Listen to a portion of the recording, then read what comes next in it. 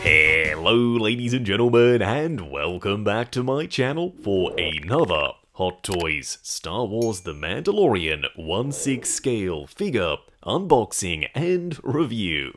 Now today we are taking a look at none other than Bo-Katan Kryze. Finally she is here, the wait is over. Now I got mine from toyswonderland.com. I have popped the link for that in the description below. They do have installment plans and a reward system. While you're down there, why not hit that subscribe, bell notification icon and join button so you're notified as soon as a brand new review goes live on the channel. As for the box art, it is done in the typical Star Wars style. Up front, an image of the figure herself wearing a rather controversial head sculpt, more on that though a little bit later. Down below, a wraparound banner done in orange. I do like the mix of finishes here, this being high gloss on the matte finish for the rest of the box. It helps it stand out just a little bit more. Now for those wondering, is she based off Mando or Clone Wars? Well, if she was based off Clone Wars, this would be blue. On the side of the box, another shot of Bo-Katan. Then on the back, all of the warnings and legal info. Now, even though she is based off Mandalorian, she does have a relatively consistent look between all of her appearances anyway, so you can kinda put her wherever. On the inside, another shot of the figure kicking some serious butt. She's about to show that stormtrooper who's boss. But you'll know we're not here to dissect the packaging, oh no, we're here to check out the figure herself. Now, I'm a huge Mandalorian fan. I like having a wide variety of Mandos in the display, and Bo-Katan was right at the top of my want list, so when Hot Toys announced her, I was really happy. First in-hand impressions are, this is a very heavy and sturdy feeling body. It's a pleasant surprise. What we are going to do now though is get all of her accessories laid out in the light box and take a closer look at everything she comes with. Starting off with the display base first, but technically it's not that simple. It comes in two pieces. The main section is a rectangular metal grate flooring base. We've seen these for years, but still, I really like them. I dig the metallic silver finish and the speckling of dirt and grime on the surface. Up top, a bendable flight pole and a spring-loaded waist clamp. Then, around the front, nothing. You may be thinking, whoa, Hot Toys, you've done goofed. No. They include the Bo-Katan nameplate, but it's adhesive. Meaning, you can stick it on if you want to, or you cannot. It's entirely up to you. But the real reason why it comes separately is because there's a crevice on this railing piece that you can use to stick the nameplate on if you want to. Now, you don't have to, you can remove it entirely and have no nameplate. That crevice doesn't look too out of place, but I reckon I'm going to go with the nameplate. Let me know which look you prefer down below. Now, the best part about the railing is you can slide it onto the front of the display base if you want to, or you can slide it around the back, and I will show you both options a little bit later. Now, the railing itself is awesome. It's a lightweight piece of plastic, but it's painted to look like metal. There's some silver dry brushing. You also have multiple clear red sections that would be lights, but unfortunately, there's no LEDs. That's my one complaint with this. Having a AAA battery in the bottom would have been easy to do, but they decided, no, we'll keep costs down, we'll make it simple. In the same vein, I kind of would have liked to have had two nameplates, so I can have one on the display base and one on the railing, but nevertheless, we only get one. We do, however, get two blast effects, and these are brand new. They're a little bit smaller than usual and quite smooth, but I do like the sculpted in flame texture, if you can call it that. The bottom section is a much more fiery orange, then they get more translucent towards the end.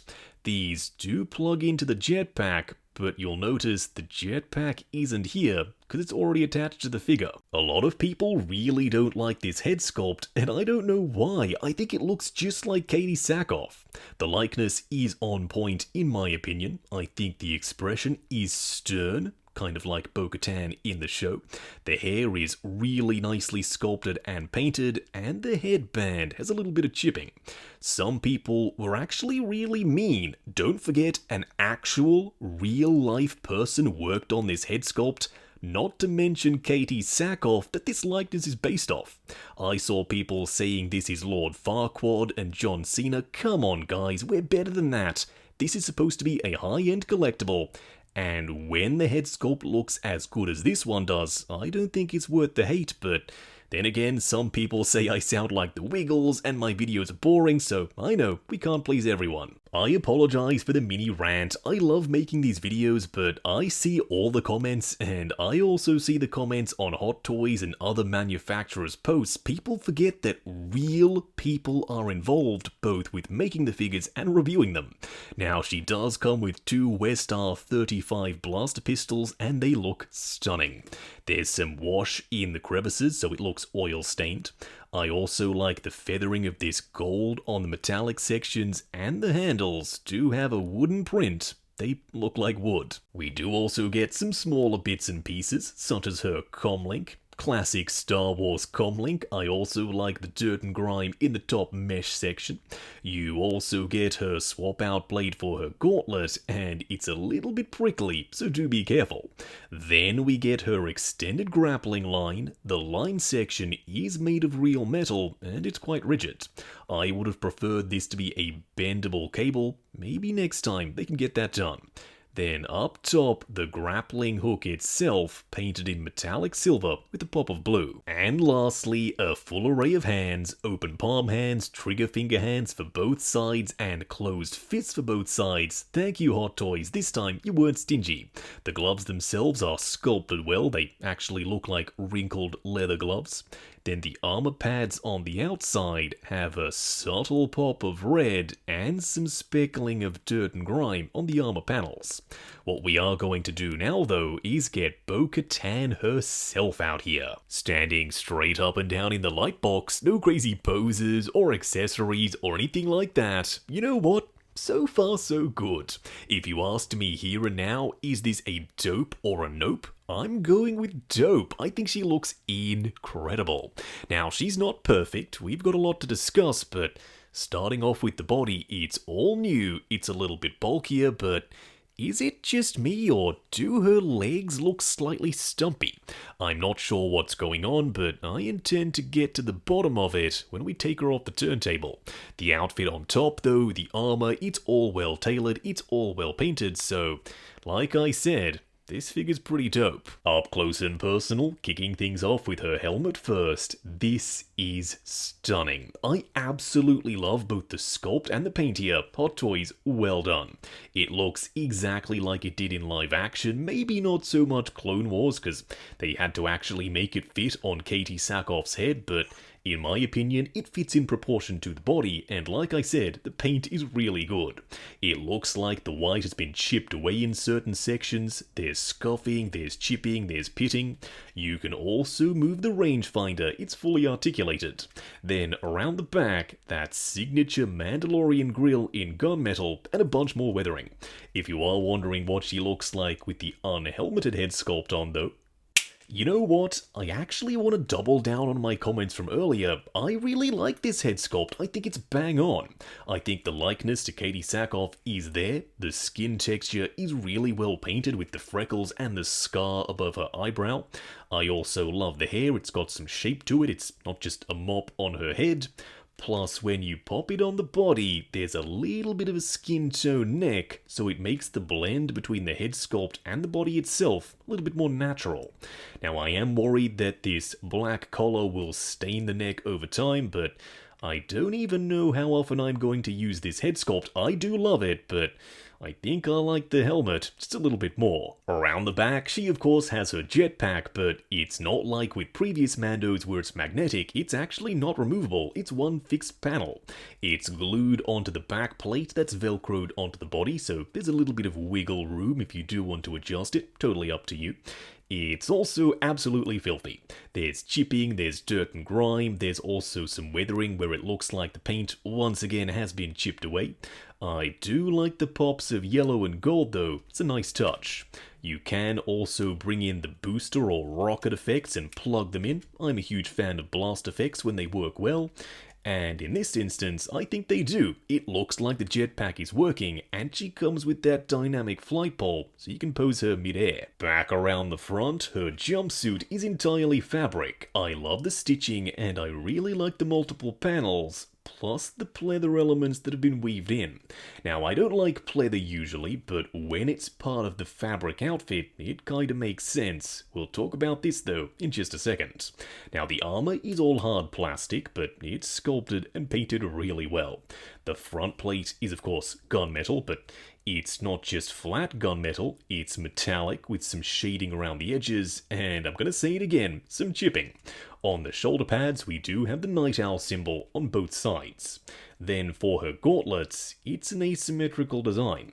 This one has the removable panel for the blade, whereas this one has that rocket dart launcher, kinda like Boba Fett. If you're wondering how you attach this grappling line to the gauntlet, and you're thinking, ooh, I bet there's some special clever way, actually, no, it's pretty simple.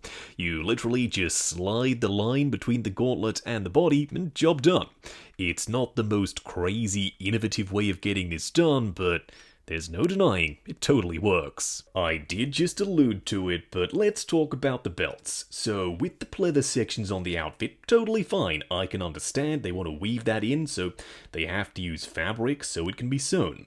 As for the belts though, they don't have to use pleather. This could have been sculpted and form-fitted to the body, but no, Hot Toys went with pleather. It looks good now, and I like the stitching and the raw edges, it's very realistic. However, will it stand the test of time? We simply don't know. She also has 2 holsters, and yes, the blaster pistols can slide in, but it's a pretty tight fit. Be careful not to catch the edge of the holster on the blaster. I've done that with previous figures before. You may be thinking, Justin, you noob, it's not that hard, just slide them in. And if you find it easier than I do, all the power to you, friend. Now, her thighs are almost completely uncovered. Front and back, it's just the jumpsuit. I like the colour and the contrasting stitching. It's a nice pop on the otherwise very grey pants. She does have some armor plating on the sides, and a really nice touch is the teeny amount of scuffing at the bottom, because Hot Toys have thought, well, if the pistols are rubbing up against the armor plating, there would be some scuffing. That's a really cool detail. She also has some knee pads and some shin guards, but is it just me, or do the knee pads sit a little bit low? I was expecting them to sit up higher and everything would look in proportion, but they do like to sag down, and then she looks a little bit stumpy. You can adjust them, but when you get to posing, don't worry, they'll slide right on down. Now, her boots are a 2-piece design. This top piece, unfortunately, is pleather. The bottom piece, though, is sculpted. It's attached to the pleather piece with this elastic strap, and you've got some sculpting underneath. It kind of works like a split-cut boot design, but thanks to the rigid pleather, it's slightly worse. For a quick side-by-side comparison, here we have Bo-Katan on the left, and on the right, Beskar Mando. Now, Din Djarin is taller, but not overly so. He doesn't necessarily dwarf Bo-Katan. She still looks pretty formidable. She could hold her own. And as we know in the show, she absolutely does hold her own. She's more than capable of putting both of these boys in their place. Boba Fett, once again, a little bit taller, but he doesn't dwarf her. I was hoping she'd be slightly taller, and she is. I'm really happy with this new body, except maybe for the articulation. What about Clone Wars, I hear you ask? Well, here we have Hot Toys Ahsoka Tano from Season 7, and she's actually a little bit shorter than Bo-Katan, which goes to show exactly what I've been saying all along. Bo is on a brand new female body that's a little bit taller. Going over articulation, do bear in mind this is my personal copy, so I'm going to be a touch more careful. this segment is going to ruffle some feathers, and you'll see why in just a second. Starting off with the helmet, it's on a double ball peg and a fixed neck, looking forward to there, looking back to there, swivel and pivot side to side. The arms will go up on clicky ratchets to there, going forward and back, butterfly joint at the shoulder that also hinges up and down. Unfortunately though, no swivel at the bicep, the only swivel you get is at the elbow and it's single bend. It's not only single bend, it's also ratcheted, so it's even more limited. For the wrist peg, a regular 1/6 scale wrist peg. The torso crunches forward and back just a little, and when I say just a little, I mean it. Swivel and pivot. The legs will go forward to there, they will go out to there, swivel at the upper thigh, single bend at the knee getting you to 90, and lastly a double ball peg down here for the ankle. Moving on to the 3 cool and 3 annoying things. Now this first one doesn't bother me whatsoever, but I know more than a few people that are going to be super grumpy that her elbows are only single bend and ratcheted. What does that mean? Well, unfortunately, you have certain clicks that you can use, and it's even more limited because it only really gives you 3. The max, midway, kind of almost fully down, and straight up and down. That means not only can you only get to 90, but you don't even really have a free-flowing range of motion between the clicks. The second annoying thing is the overabundance of pleather. Hot Toys, why the heck do you love pleather as much as you do? People complain, it flakes, it peels, but no, Hot Toys keeps using it, and there's really no reason to. For stuff like the pockets on the belt itself, the holsters, that could have all been sculpted and painted, but it isn't. It's all pleather. The third annoying thing is the placement of the knee pads. Are they supposed to be so darn low? It kinda makes her look a little bit stumpy. They're also attached really loosely with Velcro and elastic, so they kinda do their own thing and go where they want to.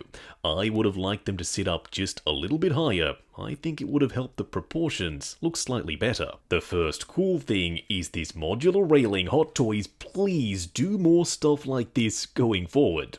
It means that if you don't want it there, you can remove it entirely. It's a lot simpler, a lot cleaner.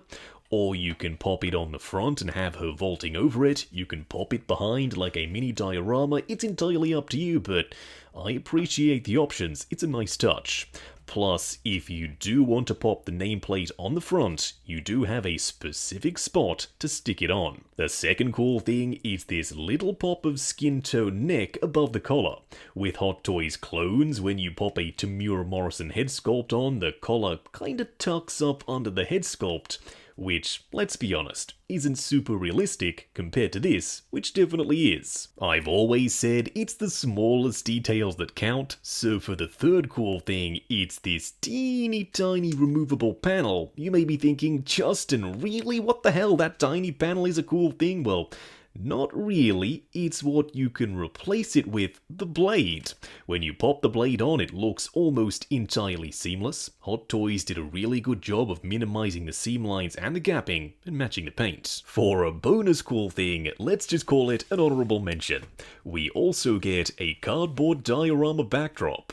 Now, I totally understand why Hot Toys used an image ripped directly from the show. It's a little bit more authentic, but Hot Toys, y'all could have very easily made your own custom artwork, and it wouldn't have been so low-res, grainy, and blurry. It still works, and it's thick and sturdy enough to stand on its own, but like I said, custom artwork, in my opinion, would have been the way to go. Wrapping up on Hot Toys Star Wars The Mandalorian, Bo-Katan Kryze from Season 2. But also technically from Clone Wars and from Rebels. Therefore, if you're a fan of one of or all 3 of those properties like I am, this figure is a no-brainer. Is she 100% the best thing ever, no flaws at all? No, of course not. She's got her issues, but for the most part, I'm still happy. Starting off with the biggest issue first though, single bend elbows. Why? Hot Toys, y'all know better than this. What the hell were y'all thinking? Y'all saw the feedback from the armorer. People were really unhappy doing body swaps, but they said, no, we're going to not only do single bend elbows, but we're going to double down with the ratchets so you're locked into certain positions with those bends and they can't go past 90. If you could bend them past 90 and they were single bends, no issues whatsoever, but even I will admit they're really frustrating to work with. Now, everything else is smooth sailing. The outfit, the way the armor is sculpted and painted, I even like the head sculpt, plus that diorama display base is awesome. So, if you're like me and the single bend elbows don't really bother you, then absolutely get her, but if they do, maybe this figure isn't for you. Save yourself the frustration and get another figure instead. There are plenty of Mandos to choose from. Now, I got mine from toyswonderland.com. Link for that is in the description below. They do have installment plans and a reward system. While you're down there, why not hit that subscribe, bell notification icon, and join button if you like the sound of seeing your name in the end credits of my reviews. Like, comment, and subscribe, and we'll catch you in the next video.